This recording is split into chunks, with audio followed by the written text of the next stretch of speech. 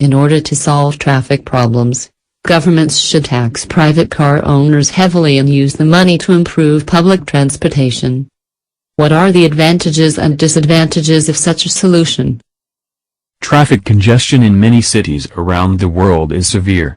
One possible solution to this problem is to impose heavy taxes on car drivers and use this money to make public transport better.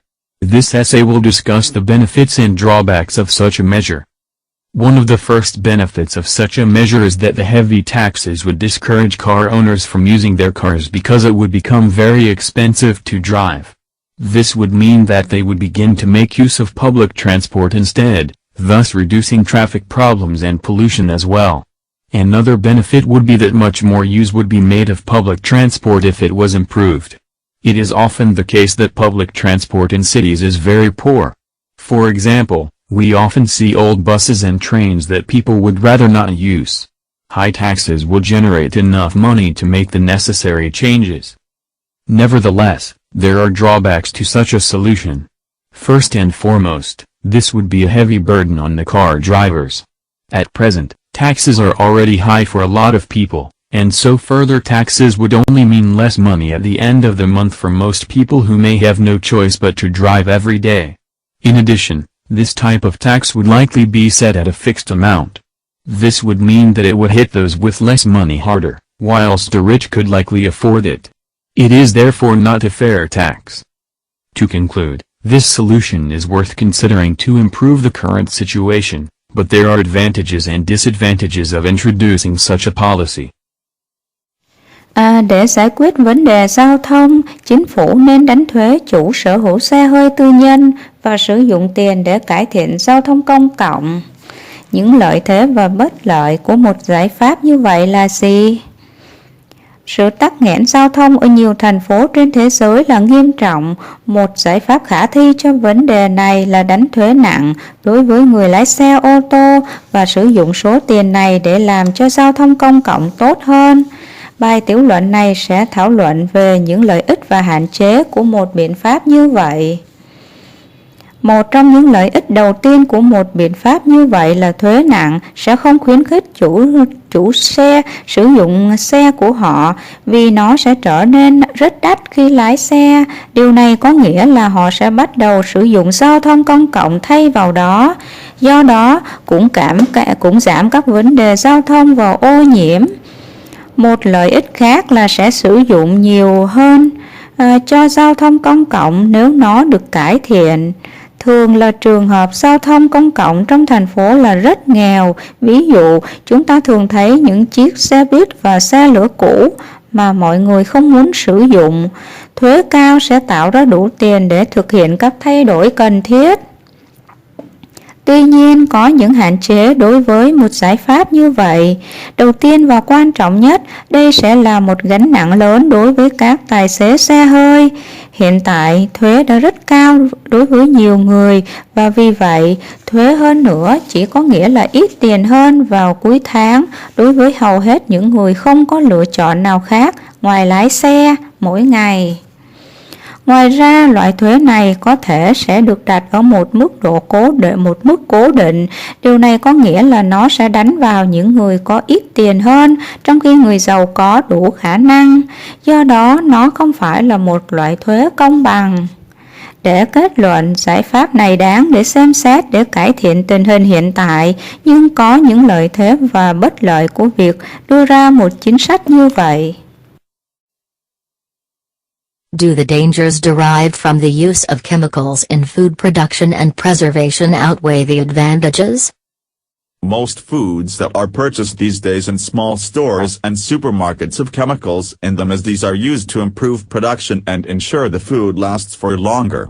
However, there are concerns that these have harmful effects. In my opinion, the potential dangers from this are greater than the benefits we receive. There are several reasons why chemicals are placed in food. Firstly, it is to improve the product to the eye, and this is achieved via the use of colorings which encourage people to purchase food that may otherwise not look tempting to eat. Another reason is to preserve the food. Much of the food we eat would not actually last that long if it were not for chemicals they contain. So again, this is an advantage to the companies that sell food, as their products have a longer shelf life. From this evidence, it is clear to me that the main benefits are, therefore, to the companies and not to the customer. Although companies claim these food additives are safe and they have research to support this, the research is quite possibly biased as it comes from their own companies or people with connections to these companies. It is common to read reports these days in the press about possible links to various health issues such as cancer. Food additives have also been linked to problems such as hyperactivity in children. To conclude, despite the fact that there are benefits to placing chemicals in food, I believe that these principally help the companies but could be a danger to the public. It is unlikely that this practice can be stopped, so food must be clearly labeled, and it is my hope that organic products will become more readily available at reasonable prices to all. Các mối nguy hiểm bắt nguồn từ việc sử dụng hóa chất trong sản xuất và bảo quản thực phẩm có vượt trội hơn các lợi thế không?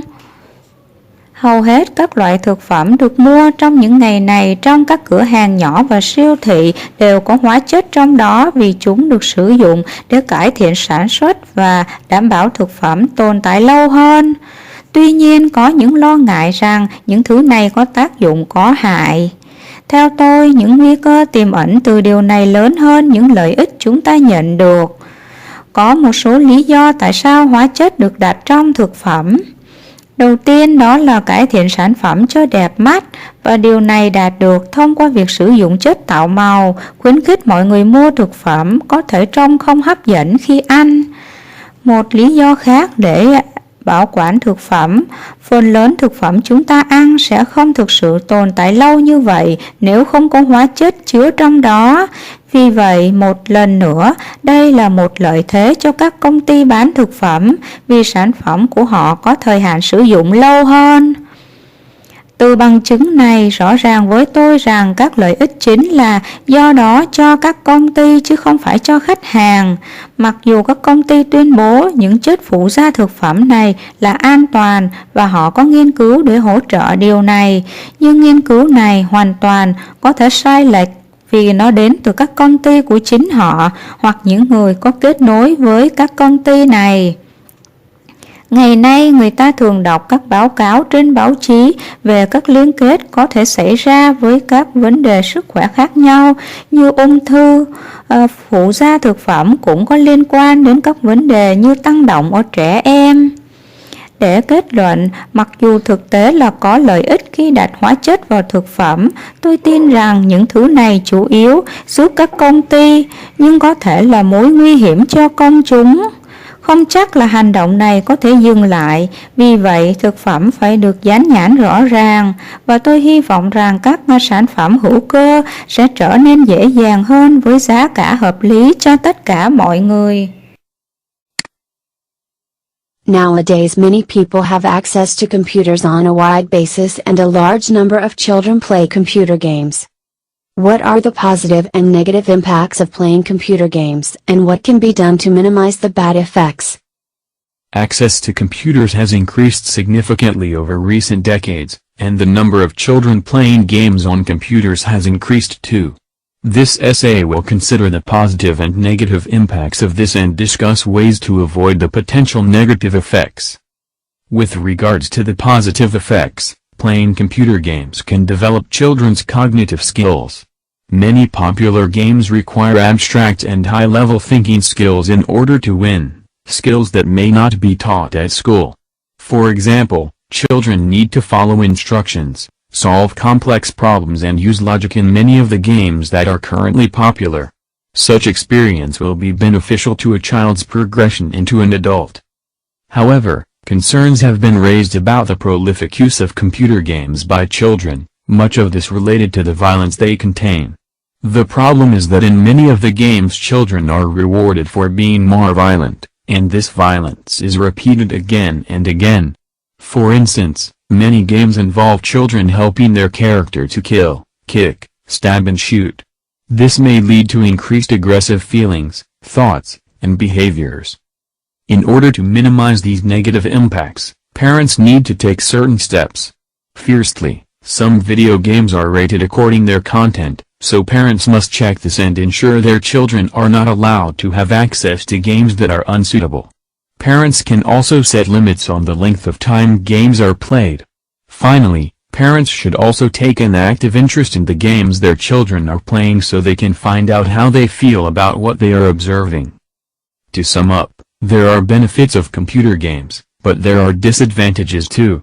However, if parents take adequate precautions, the severity of these negative impacts can be avoided.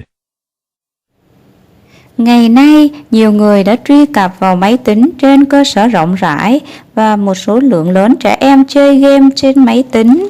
Những tác động tích cực và tiêu cực của việc chơi game trên máy tính là gì và có thể làm gì để giảm thiểu những tác động xấu? Truy cập vào máy tính đã tăng đáng kể trong những thập kỷ gần đây và số trẻ em chơi game trên máy tính cũng tăng theo. Bài tiểu luận này sẽ xem xét các tác động tích cực và tiêu cực của điều này và thảo luận về các cách để tránh các tác động tiêu cực tiềm ẩn. Liên quan đến những tác động tích cực, chơi game trên máy tính có thể phát triển kỹ năng nhận thức của trẻ. Nhiều trò chơi phổ biến đòi hỏi kỹ năng tư duy trừu tượng và cấp độ cao để giành chiến thắng. Những kỹ năng có thể không được dạy ở trường. Ví dụ, trẻ em cần làm theo hướng dẫn, giải quyết các vấn đề phức tạp và sử dụng logic trong nhiều trò chơi hiện đang phổ biến. Kinh nghiệm như vậy sẽ có lợi cho sự tiến bộ của trẻ con thành người lớn. Tuy nhiên, những lo ngại đã được đặt ra về việc trẻ em sử dụng nhiều trò chơi trên máy tính. Phần lớn điều này liên quan đến bạo lực và chúng chứa đựng. Vấn đề là trong nhiều trò chơi, trẻ em được khen thưởng vì bạo lực hơn và bạo lực này được lặp đi lặp lại nhiều lần. Chẳng hạn, nhiều trò chơi liên quan đến việc trẻ em giúp nhân vật của mình giết, đá, đâm và bắn.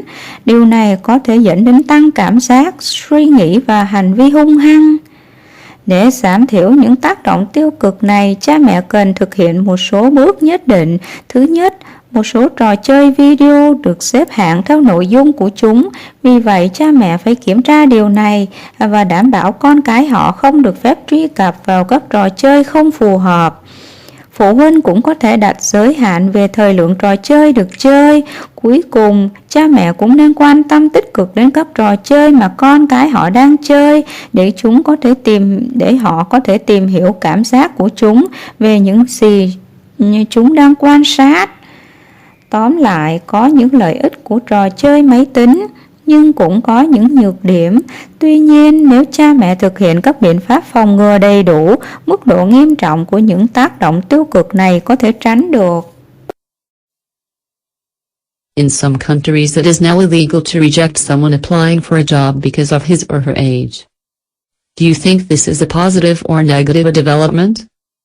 It is now fairly common to exclude the age of a job applicant from an application form so that the selection of a candidate is not based on this criteria.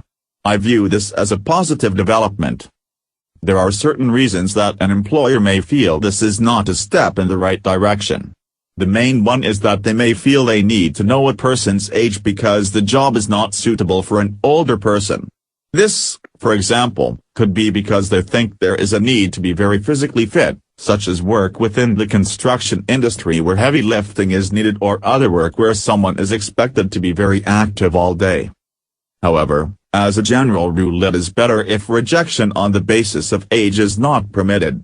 Although some jobs do need younger people, many employers will simply reject a candidate unfairly. For instance, they may simply be concerned about the image of the company and think a younger person will fit the face of the company better even though an older person may be just as capable of carrying out the role. Another reason is that older people have things to offer employers that younger people may not be able to.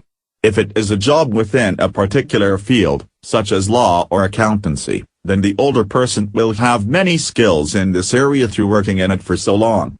In addition to this, they will also bring a wealth of life experiences that a younger person may not have, which is also beneficial to any role. All in all, it is therefore a positive development if employers cannot reject someone because of their age. Hopefully more countries will adopt this rule so older people have equal opportunities everywhere. Ở một số quốc gia hiện nay là bất hợp pháp khi từ chối một người nào đó đang xin việc vì tuổi của người đó. Bạn có nghĩ rằng đây là một sự phát triển tích cực hay tiêu cực? Hiện nay khá phổ biến để loại trừ độ tuổi của người xin việc khỏi một mẫu đơn, để việc lựa chọn ứng viên không dựa trên tiêu chí này. Tôi xem đây là một sự phát triển tích cực. Có một số lý do nhất định mà một nhà tuyển dụng có thể cảm thấy đây không phải là một bước đi đúng hướng. Cái chính là họ có thể cảm thấy cần phải biết tuổi của một người vì công việc không phù hợp với người lớn tuổi. Điều này ví dụ có thể là do họ nghĩ rằng cần phải có thể lực rất tốt, chẳng hạn như công việc trong ngành xây dựng, nơi cần nâng vật nặng, hoặc công việc khác mà ai đó dự kiến sẽ rất năng động cả ngày. Tuy nhiên, như một quy tắc chung sẽ tốt hơn nếu từ chối trên cơ sở tuổi tác không được phép. Mặc dù một số công việc cần những người trẻ tuổi hơn, nhiều nhà tuyển dụng sẽ từ chối một ứng viên không công bằng. Chẳng hạn, họ có thể đơn giản quan tâm đến hình ảnh của công ty và nghĩ rằng một người trẻ tuổi sẽ phù hợp với bộ mặt của công ty hơn, mặc dù một người già có thể có khả năng thực hiện vai trò đó. Một lý do khác là người già có những thứ để cung cấp cho nhà tuyển dụng mà những người trẻ tuổi trẻ hơn có thể không thể. Nếu đó là một công việc trong một lĩnh vực cụ thể, chẳng hạn như luật hoặc kế toán, thì người lớn tuổi sẽ có nhiều kỹ năng trong lĩnh vực này thông qua làm việc đó rất lâu. Thêm vào đó, họ cũng sẽ mang lại vô số kinh nghiệm sống mà một người trẻ hơn có thể không có. Điều này cũng có lợi cho bất kỳ vai trò nào. Do đó, tóm lại, đó là một sự phát triển tích cực nếu nhà tuyển dụng không thể từ chối một ai đó vì tuổi tác của họ. Hy vọng nhiều quốc gia sẽ áp dụng quy tắc này để người già có cơ hội bình đẳng ở mọi nơi. More and more parents are allowing their children to play on computers and tablets as they think that children should learn technology skills. Do the advantages of this development outweigh the disadvantages? These days it is common to observe children spending significant amounts of time on electronic devices such as computers and tablets. In my opinion, the drawbacks of allowing children to do this outweigh any advantages. The benefit of this development is that it will keep children occupied. There is no doubt that raising children and taking care of them can be stressful at times for parents, so allowing them to play on a device means that the parents can have a break and not have to continuously entertain them. This could potentially mean improved family relationships. However, there are several disadvantages. Firstly, children's free time can be better utilized with other activities. Although they may learn some technological skills, they mostly just play games, and in any case computer skills are now taught in school. Of much more benefit is encouraging children to spend their free time interacting with other children, playing with normal toys, and playing other games outside, which will foster their creative, cognitive, and social skills. In addition to this, there is growing evidence that it can also have negative health impacts. Research reported in the media claims that it can possibly damage the eyes of a child when looking at screens for long periods. Studies also indicate children using these devices may have more difficulty sleeping, something which is crucial for mental development. In conclusion, the drawbacks of allowing children to use computers and tablets outweigh the benefits. While it may give parents more time, it could damage their mental and physical development. Ngày càng có nhiều cha mẹ cho phép con cái họ chơi trên máy tính và máy tính bảng vì họ nghĩ rằng trẻ em nên học các kỹ năng công nghệ. Có phải do những lợi thế của sự phát triển này lớn hơn những nhược điểm? Ngày nay, người ta thường thấy trẻ em dành thời gian đáng kể cho các thiết bị điện tử như máy tính và máy tính bảng. Theo tôi, những hạn chế của việc cho phép trẻ em làm điều này lớn hơn bất kỳ lợi thế nào.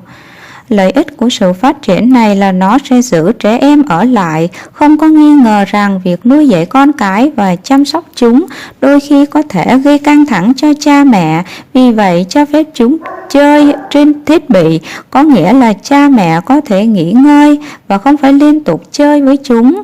Điều này về tiềm năng có nghĩa là mối quan hệ gia đình được cải thiện. Tuy nhiên, có một số nhược điểm. Thứ nhất, thời gian rảnh của trẻ em có thể được sử dụng tốt hơn với các hoạt động khác. Mặc dù chúng có thể học một số kỹ năng công nghệ, nhưng chúng chủ yếu chỉ chơi game, và trong mọi trường hợp, kỹ năng máy tính hiện được dạy ở trường. Lợi ích hơn nhiều là khuyến khích trẻ em dành thời gian rảnh để tương tác với những đứa trẻ khác, chơi với đồ chơi bình thường và chơi các trò chơi khác bên ngoài. Điều này sẽ thúc đẩy các kỹ năng sáng tạo, nhận thức và xã hội của chúng. Ngoài ra, ngày càng có nhiều bằng chứng cho thấy nó cũng có thể có tác động tiêu cực đến sức khỏe. Nghiên cứu báo cáo trên các phương tiện truyền thông tuyên bố rằng nó có thể làm hỏng mắt của một đứa trẻ khi nhìn vào màn hình trong thời gian dài. Các nghiên cứu cũng chỉ ra rằng trẻ em sử dụng các thiết bị này có thể khó ngủ hơn, một điều rất quan trọng cho sự phát triển tinh thần. Tóm lại, những hạn chế của việc cho phép trẻ em sử dụng máy tính và máy tính bảng vượt trội hơn lợi ích. Trong khi nó có thể cho cha mẹ nhiều thời gian hơn, nó có thể làm hỏng sự phát triển tinh thần và thể chất của chúng. These days, cell, mobile phones and the internet are very important to the ways in which people relate to one another socially. Do the advantages of this development outweigh the disadvantages? It is rare these days to find someone who does not communicate and interact with others through a cell phone or the internet, as they are widespread throughout society. I believe that the benefits of this development outweigh the drawbacks. One main negative consequence of this development is that people may have become disconnected in relation to conversing with each other face to face. People now tend to use their cell phones or the internet to communicate, but rather than actually speaking, they send a message. Some of the most popular applications are WhatsApp, Facebook Messenger, and Line, all of which encourage messaging. The result of this is that people may lack the benefits of engaging with others in conversation and the closeness this brings. Despite this, there are several important advantages as well. Firstly, the internet and cell phones mean that people can stay connected however far away they are from each other. For instance, these days, many people live in different countries or go traveling in different countries. Cell phones and the internet mean that parents can easily keep in touch with their children who are on holiday, and people who immigrate to live abroad can easily communicate with their loved ones when needed. In addition to this, the internet means that people also interact with strangers and increase their knowledge of other cultures, because through such things as Facebook, people connect to all sorts of people around the world, becoming friends and also discussing and exchanging knowledge. In conclusion, although a disadvantage of the internet and cell phones is the lack of face-to-face conversation, they have improved the way we can stay in contact with loved ones and exchange ideas with new people. Overall then, this is a positive development for society. Ngày nay, điện thoại di động và Internet rất quan trọng đối với những cách mà mọi người liên quan đến nhau về mặt xã hội. Có phải do những lợi thế của sự phát triển này lớn hơn những nhược điểm? Ngày nay, rất hiếm khi tìm thấy một người không giao tiếp và tương tác với người khác thông qua điện thoại di động hoặc Internet, vì chúng phổ biến khắp xã hội. Tôi tin rằng những lợi ích của sự phát triển này lớn hơn những nhược điểm. Một hậu quả tiêu cực chính của sự phát triển này là mọi người có thể đã bị ngắt kết nối liên quan đến việc trò chuyện trực tiếp với nhau. Mọi người bây giờ có xu hướng sử dụng điện thoại di động hoặc Internet để liên lạc, nhưng thay vì thực sự nói, họ gửi tin nhắn. Một số ứng dụng phổ biến nhất là WhatsApp, Facebook, Messenger và Line. Tất cả đều khuyến khích nhắn tin. Kết quả của việc này là mọi người có thể thiếu những lợi ích của việc tham gia với người khác trong cuộc trò chuyện và sự gần gũi mà điều này mang lại. Mặc dù vậy, cũng có một số lợi thế quan trọng. Thứ nhất, Internet và điện thoại di động có nghĩa là mọi người có thể kết nối với nhau dù họ ở cách xa nhau. Chẳng hạn, những ngày này, nhiều người sống ở các quốc gia khác nhau hoặc đi du lịch ở các quốc gia khác nhau. Điện thoại di động và Internet có nghĩa là cha mẹ có thể dễ dàng giữ liên lạc với con cái họ đang trong kỳ nghỉ, và những người nhập cư ra nước ngoài có thể dễ dàng liên lạc với người thân khi cần.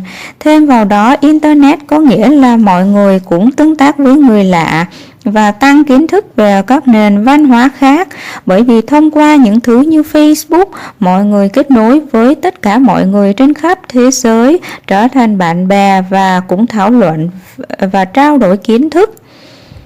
Tóm lại, mặc dù nhược điểm của Internet và điện thoại di động là thiếu cuộc trò chuyện trực tiếp, chúng đã cải thiện cách chúng ta có thể giữ liên lạc với những người thân yêu và trao đổi ý tưởng với những người mới. Nhìn chung, đây là một sự phát triển tích cực của xã hội.